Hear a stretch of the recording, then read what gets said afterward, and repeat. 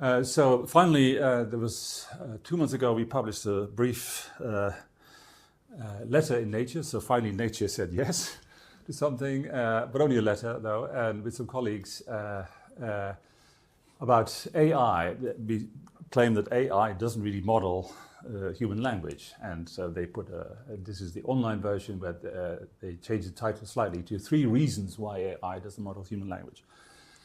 And the reasons are as follows. So first of all, large language models are probabilistic models. So they use a lot of data to predict which word will follow the word that you give it, the system, basically.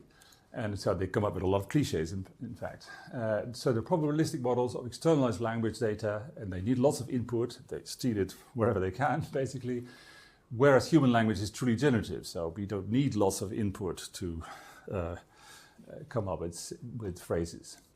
Also, acquisition of language in human infants doesn't need enormous amounts of data. That the large language models, they're large because they need lots of data. We don't need that as infants.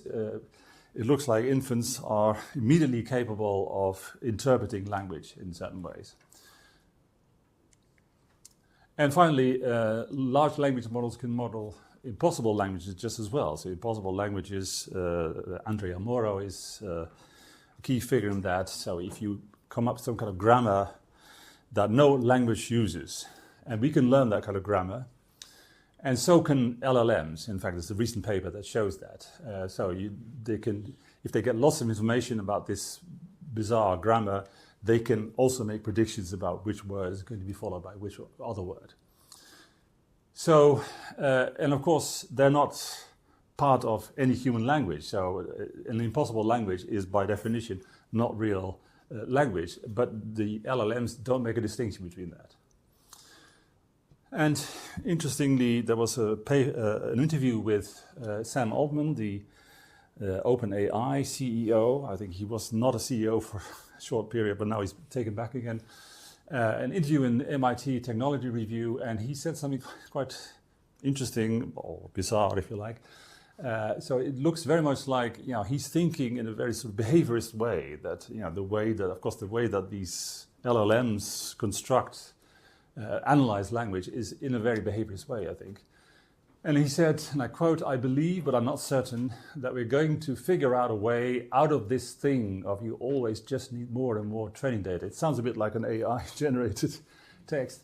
He says, "Humans are existence proof that there is some other way to train intelligence, and I hope we find it." So intelligence has to be trained, apparently. It's a very behaviorist overtones.